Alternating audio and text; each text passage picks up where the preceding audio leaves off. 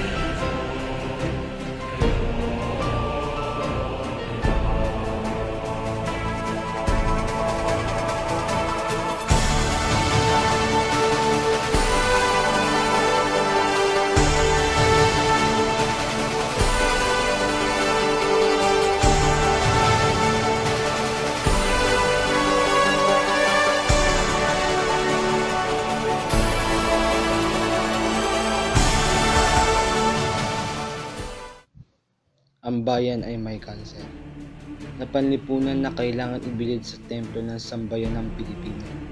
At sa hangganan nito, sisikapin kong ikimtalang yung kalagayan ng buong katapatan nang walang itinatanggi.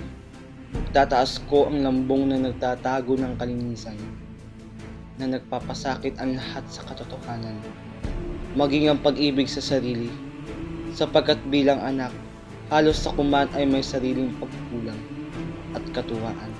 Pinagsikapan kong isagawa ang ayaw isagawa ng iba. Sinikap kong sagutin ang paghamak na nasa loob ng daan taon na itambak sa atin at sa ating lupang sinilangan. Sa paghahangad ko ng iyong kagalingan din namin, at sa paghahanap ng mabuting lunas, gagawin ko ang ginagawa ng tao noon sa may sakit. Itatambad ko sa mga baitan ng templo na kung sino man ang dumalangin doon ay makakapaghatol sa kanilang lunas. Hinugdad ko ng balat kayo ang mga pagkukunwari na sa anyo ng pananampalataya ay sumapit upang tayo'y pagmalabisan, ubuso-busuhin.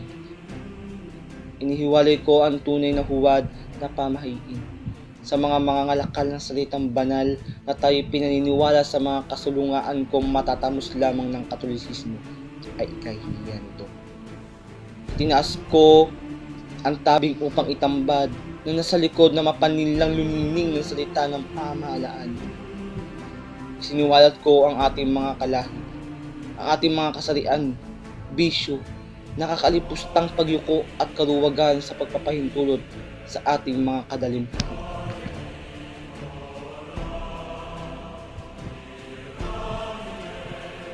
Sa aking mga nobela'y pilit kong sagutin ang mga mapanirampurang paratang sa aming mga Pilipino. Inilahad ko ang kawawang kalagayan ng aking bayan, ang aming mga karaingan at kalungkutan. Si Crisostomo Ibarra, iniligay ko ang aking mga mata, ang aking mga katauhan sa kanya, kung kaya't pareho kami nung nakikita. Ang pakay niya'y pagbabago, ngunit siya'y nabigo at sa mga pangyayaring di inaasahan, siya'y napilitang magawa. Ikaw si Basilio.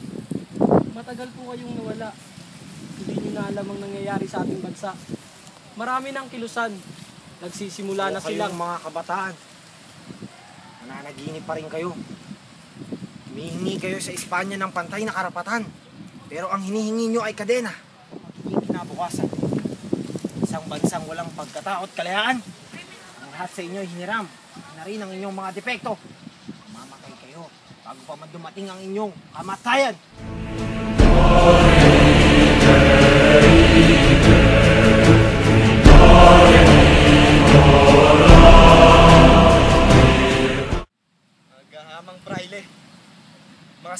opisyales.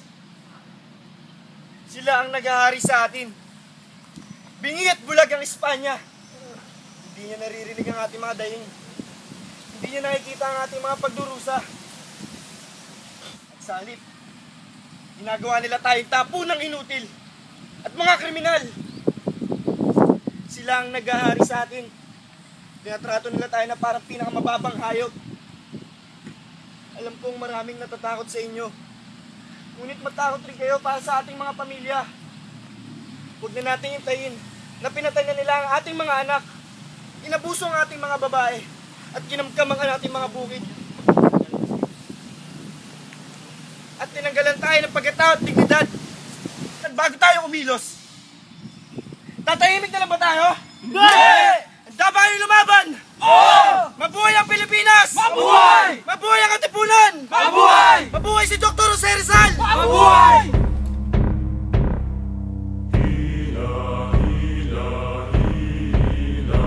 Ating bansa siya ulangkan para magpabilis ang pagwasak ng rebelyon ng Katipunan. Gobernador Blanc! Monsenyor Nasaleda, Rebellion, rebellion, ensay sunag, revolusyon, ensay derecha. Ang mga liberals mo ay hindi nila alam ang kanilang ginagawa. pero senyor, ginagawa na namin ang lahat. Kailangan mo nang dakpin si Rizal habang may panahon pa. Pero walang ebidensya na si Rizal ang responsable sa paglaganap nito revolusyon. Gaya ng sinabi ko sa'yo, o kung gusto mo konsensyahin ka ng damdamin mo. Labas ninyo yung mga sedula. Ang papel ito ay simbolo ng pagsahop ng Espanya sa ating bayan. Ulitin ninyo ito at magsama-sama tayo tungo sa isang himagsikan. Mabuhay ang Pilipinas! Mabuhay! Mabuhay ang Katipunan! Mabuhay! Mabuhay si Dr. Jose Rizal! Mabuhay! Fuego!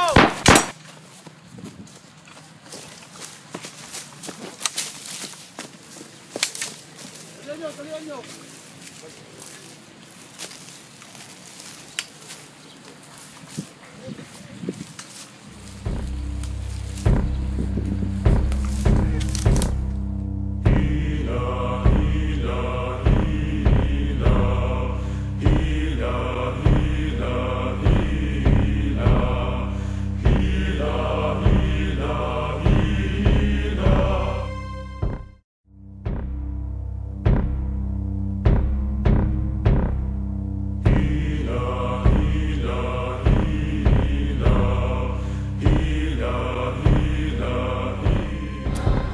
Ito.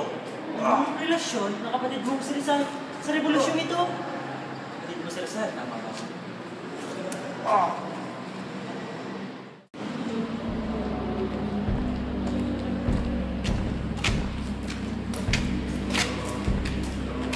Ikaw nang bahala kay Pasiano. Huwag kang mag-alala, Monsenyor. Epasiano, Corperar Conosorto. Pasiano, escuchas. Kalimutan mo na ang kapatid mo. Papalayain kita. Sabihin mo na sa akin ang mga binabalak ng rebelyon. Mga hayop kayo! Mamamatay kayong lahat! Yate! Suficiente, suficiente. Pero senyor, hindi siya nagsasabi. Preocupe. El incompetente. Bakit na si Rizal?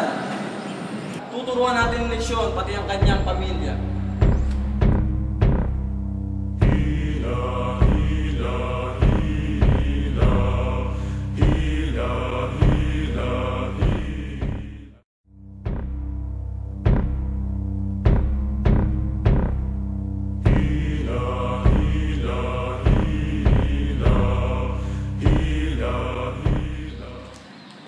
Nombre apellidos.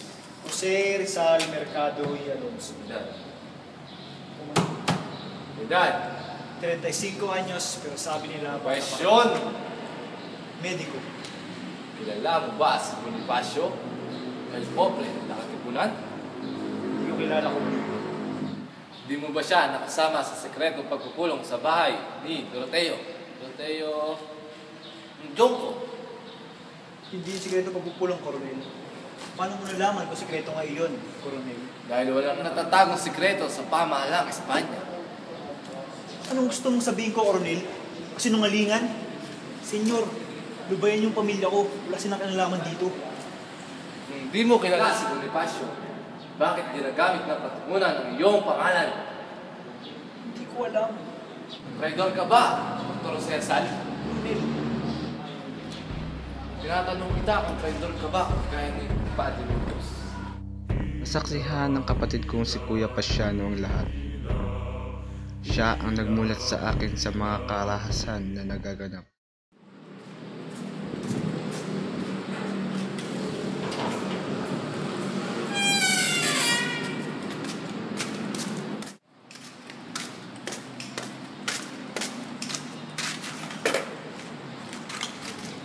Mahusay na po kayong manunulat.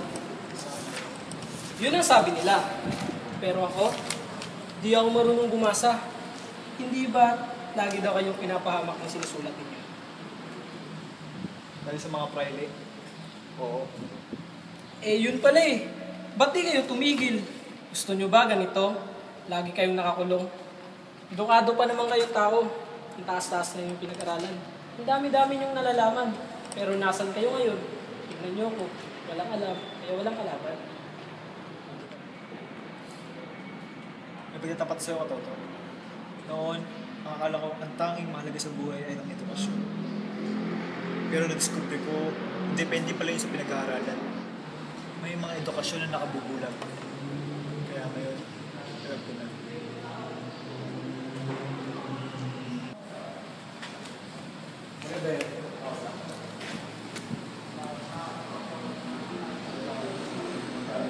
Hindi sapat ang edukasyon para makita ang rosas.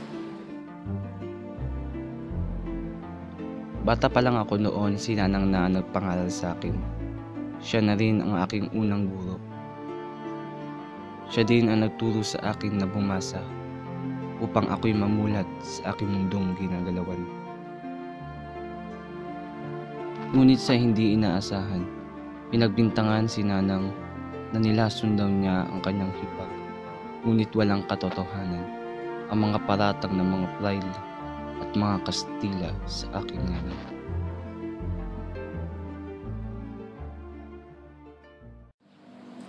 Mahusay na guro pa lang yung Nanang. Nakulong siya ng 2 taon. Nakulong siya ng 2 taon? Hindi yun lang. Matagal na may galit sa amin ng mga Praile at Hoteles. Gumaganti sila.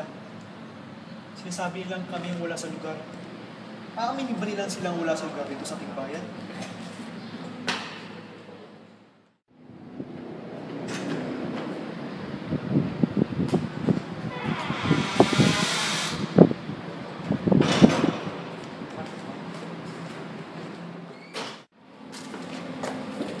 Ako si Luis Tabiel.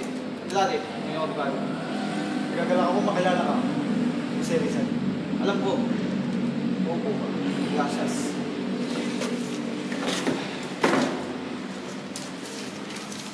Ang buhay ko pala ay nakasalalay sa iyong mga kamay. Uuna na kita. Ang konti pa lang nalaman ko sa batas. Huwag kang mag-alala. Kunti na lamang ang pagtitiwala ko sa batas. Pinapili nila ako ng napakadaming abogado, ngunit ikaw ang napili ko dahil pamilya. Kapatid ko si Jose Tabiel. Si Jose, ang dating kinatawan ko, kamusta na siya? Marami siyang naikwento tungkol sa inyo. Sana isa'y magaganda. Marami akong di mapaniwalaan. Tulad ng ano? Di mahalaga ang opinyon ko tungkol sa inyo, kundi ang opinyon ng ibang tao. Gaya ng Kayo isang erehe, filibustero, subversibo, at walang utang na loob. walang utang na loob. Kanino? Sa Espanya, na pinagkakautangan mo ng lahat, pati na ang iyong edukasyon. Sa kanya mo rin ba natutunan ang iyong edukasyon? Kaso mo ang pinag-uusapan natin dito. Kung sa bagay, tama ka. Totoo. Marami ang natutunan sa kanyang mga universidad. Pinapatakbo ng kanyang mga pride. Natutunan ko ang lahat ng tao ay hindi pantay-pantay.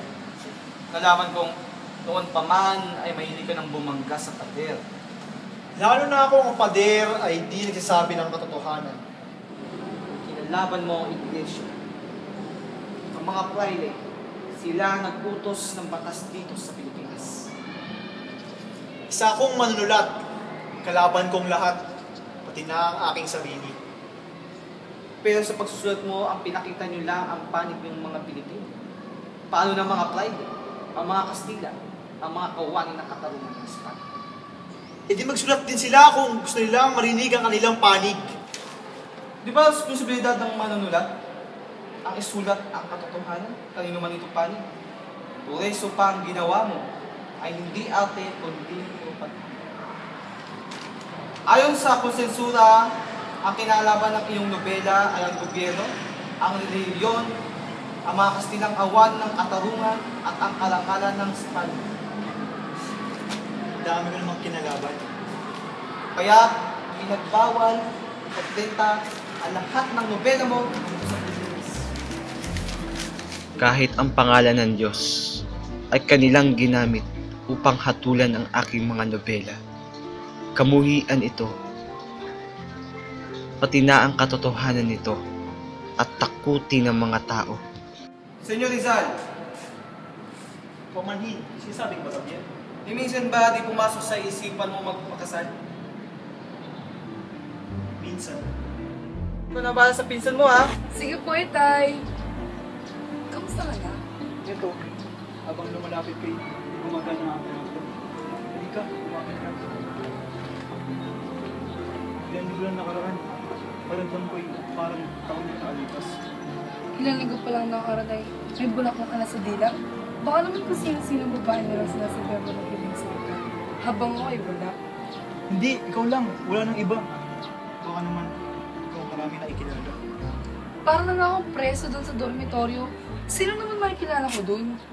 Minsan, balik ko. Baka makita ni tatay. Ano naman makikita nila? Magpinsan na nagmamahalan? Wala namang masama roon. Sige ka, pwede mo kanilikan. Bakit tuloy hindi na ako bumalik? Piniisip ko ang bagong tula. Oo naman. Turuan mo naman ako. Kung liwanag at apoy, ang aking tubig at pagdalo. Titig mo'y kislap ng bituin. Titig mo'y gabing hangin. Mayroong hiwaga ang iyong ganda. Nasa aking puso'y nagpapasigla.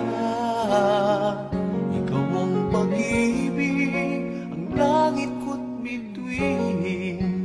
Una at huling mamahalin. Minsan may pagsuyong sa buhay nagdaan. Senyor Rizal, ano nangyari? Pumunta ako sa Europa. Iniwan mo si Leonor? Pumunta ka ng Europa? Bakit?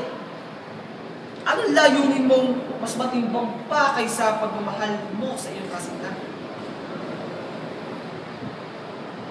Baby, ito ang lihim natin na subuan. Pumunta ka ng Europa at mag-aaral ka ng medisina para gawin ang narapat para sa ating bayan. Kuya naman, Ako nang bahala to para mag-alaga kay Lantang at Mamang para na rin sa ating buhay. Hindi na muna ako mag-aasawa. kuya, ba't hindi kayo pumunta roon? Ako Dahil pumuntahin ikaw nyo. ang hindi ko makikinabang sa Europa, doon ay matututo ka. Malaya kang ipamumuka ang baho ng Kastila dito sa ating bayan. Marami ng mga Pilipino doon. Malaya niyong may sulat, mga kailangan pagbabago, katarungan dito sa ating bayan. Pero hindi pa ako handa. Pepe, hindi lang ako may pasya dito. Pag-usapan namin ito ng ilang kapanalig. Madadala namin ng panggastos buwan-buwan. Pero si Nana, hindi papayag yun. Hindi na muna natin sabihin sa kanila. Nalaman na lamang nila kapag nasa Europa ka na. Paano si Leonor? Pepe, bakit napakarami mong tanong? Ano sa palagay mo, Tabiel? Ikaw ang tinatanong ko, Senyor Rizal. Nagpunta ka sa iba't ibang lugar ng mundo? Bakit? Sino ang nagpadala sa'yo? Ang katipunan? O may sapat ba ang pamilya mo para tustusan ka sa Europa? O may kinagbibilang ang lihim ng isang organisasyon? Kulang ang kahalagahan ng periodikong La Solidaridad. Sa kampanya kong ipahihintulot ng ating kagalang-galang na paglugot, ang Pangulong mahalal ang siyang dapat ay may huling pasya. Sa lahat ng sulating ilalabas nito, gayong paraan makaasigurado tayo sa gayong kilos.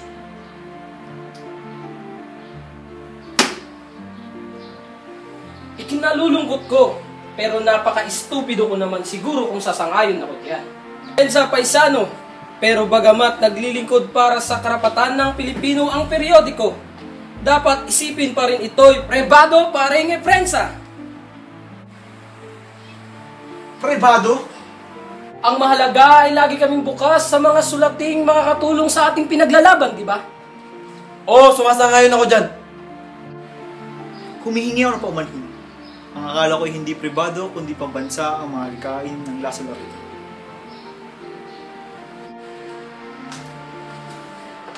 Pepe! Pepe! Pagpasensya mo na sila. Pati si Marcelo. Madaming kaw-kaw. Parang manok. Yaman din naman ang pribado ng Lasso Laredo. Ay lubos-lubusin niyo ng kanyang kasakiman. Kailangan ka ng lahat. Maraming umaasa sa'yo. Diyan ako nagkamali. Lagi ako nagsisilbi sa mga batugan at kasamaan. Matuto siyang tumindig sa kanilang mga paa. Alam mo, Ponce, pakalaylo ko sa ating bayan. Pero wala akong marating. Dahil wala rito ang ating mga kaaway. Pepe, ano ibig mo sabihin? Uwi ako ng Pilipinas. Bakit pagkakaharapin mo doon? Saan? Pagkabalik ko sa Pilipinas, inuupo ang repol ng La Liga Pilipina. Ngunit ang La Liga Pilipina ay nanatiling pangarap. Itinuring na samahan na kumakalaban sa Espanya. Nagtanim ng mga mapangwasak na polyeto ang ilang ahente ng mga prailes sa aking maleta. Dahil dito, kababalik ko lang ng Pilipinas, ay agad nila akong pinatakip at pinatapon sa malayong pulo sa dapitan. Sa matagal na pagkalayo, bakit wala pa ring pagbabago? Sa paglalakbay, ika'y nasa puso, bayang kong sukat tinabuso. Kulang pa ba ang pagdurusa? Kulang pa ba ang pagtitimpi? Kulang pa ba ang pinag-aralan sa mga bansang banyaga? Di na muna sana umuwi, baka tuluyang masawi. Gaya ng aking ama, kailan may di na makikita.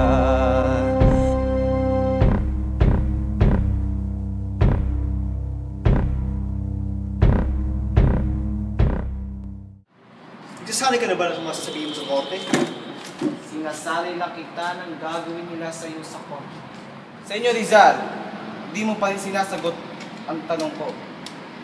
Tinatanong kita kung bakit ka pumunta sa Europa. Bakit ba Bill, kailangan ba malaman mo lahat? Ano bang gusto mo sa akin? Gusto mo ba akong palitan? Bilang tagapagtanggol mo? May panahon pa. Ba't mo ba ginagawa ito? Dahil ba sa bahay nila sa'yo? O interesado ako sa kaso ko? Babalik na lamang ako pag hindi na mainit ang ulo. Tabil! Dr. Rosal, ipagpumanin mo ang bigla akong pagdalaw rito. Kailangan ba sinusulat ang lahat ng nakikita? Kung hindi general, nagkakaiba natin sa mga nakikita natin sa bahay. Ganyan ba katalas ang dila ng iyong mga nobela? Nabasa mo ba kayo ng nobela? Hindi pa. Pero sabi nila'y baka di raw ang matulog. Kamusta rito? Anong pinagkaiba nito sa dapitan? Gobernador, Blanco, walang mga tanawin. Lo siento. Pinanuwalin niyo ako, pinapayag niyo ako mag-doktor sa Cuba. Yung pala ipapahuli niyo ako. Isa kayong hipokrito! Naipit ako sa bilis ng pangyayari. Bigla na lang sumabog ang lahat. Nang ipatapong ka sa dapitan, biglang sumiklab ang revolusyon.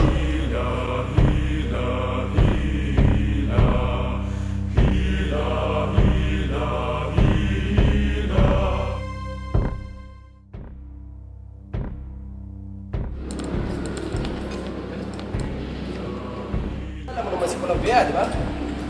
Siya na ang bagong gobernador general ng Las Islas Pilipinas. Si Jose Rotasio Isal Mercado y Alonso ay hinahatulan ng kamatayan ng korte sa utos ng El Presidente at tribunales.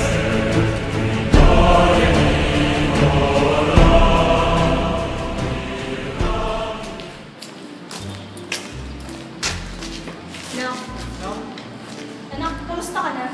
Nang, pagkamatay ko po, hindi niyo po ang aking bangkay. Baka sa nila patapon. Yun na po hinihiling ko sa inyo. Nang, Pepe! Pepe! Pepe!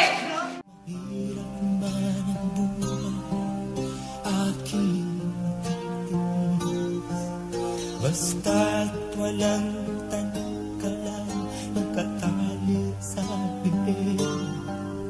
Hirap ay matakaw, kung ako ay malaman. Sa kuko ng agila, sa akin ay umupuksan. Sa sariling lupa ay alipin ako ng banyan. Sa kuko ng agila, kailangan kong makalaya. Na ang tamang oras upang labanan ko ang mga pang-aking sagad na sa aking buto. Ngunit walang kalayaan habang naroon ang kuko ng agila sa leeg ko nagkakaon. Ako'y palayain sa kuko ng agila, mapaghalin. Ng Espanya, kung sino man magtaas ng boses laban sa kanya ay siyang hahatulan ng kamatayan.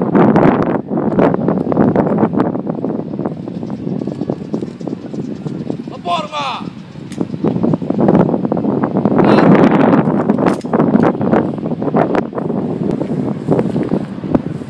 Aponte!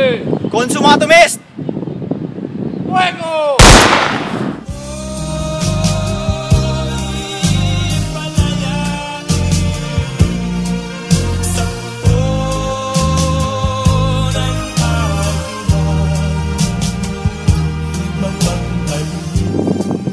Mercy.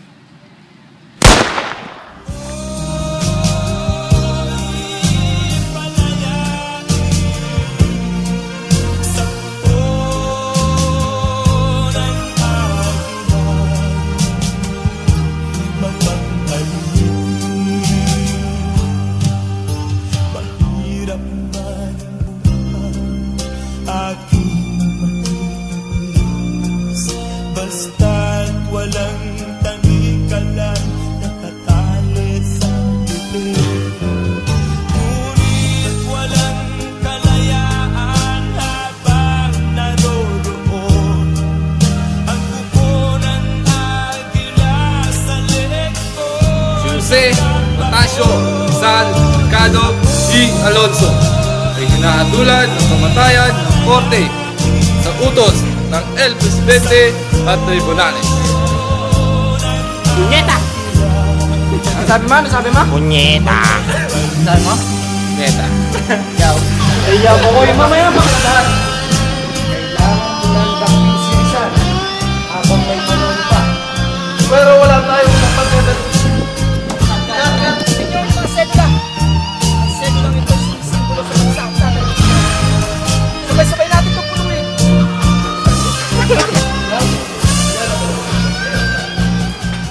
Siya na ang bagong gobernador. Hinabang sa Europa. Pero wala akong gago. Come on! Tinatanong kita kung traitor ka ba kagaya ni Padre. Wala naman doktor, tinatanong kita kung traitor. Oh, ganyan lang. Hindi tinatanong kita kung traitor ka ba. Gwapo talaga. Hindi, kaya tinatanong kita. Gwapo mo talaga, direct. Iba ka na. Tinatanong kita kung traitor ka ba. Ano? Wait for! Iglalaban mo. Ha? Iglalaban mo. Uy, uy. Game. Hindi, wow. Tingnan natin ang kanyang mukha. Ang kanyang mukha. Kay mama mo, sa'yo din. Sabay katiwa-tiwala.